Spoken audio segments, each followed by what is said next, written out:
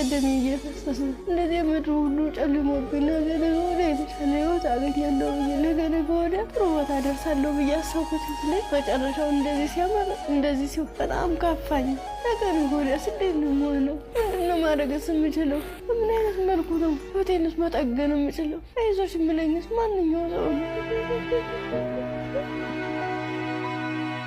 ከአያቴ ጋር እየኖርኩ እያለ 8 ዓመት ሲሞላኝ ትንሽ እሷንም ይቸግራታል።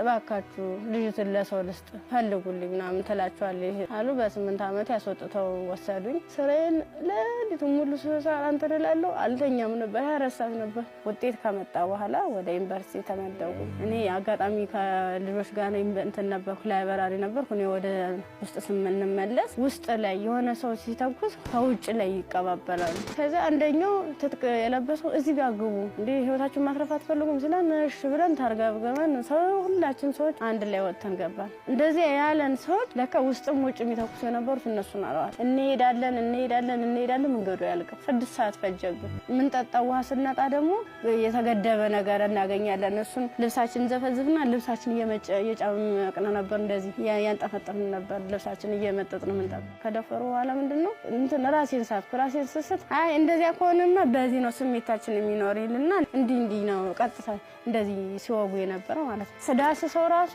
ቁስሉ ይታወቀኝ ነበር። በቃ እርቃንሽን ሆነሽ በጣም የሚያሳዝን ቁምጣ ነበረች።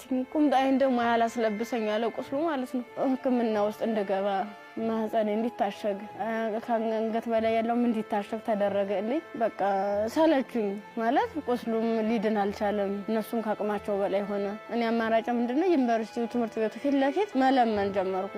ቃላት የለኝም። በቃ ይድረሱልኝ በቃ ወደ ፊትስ ምን አይነት ህይወት ነው የሚኖረው? ምንም ማድረግ ነው።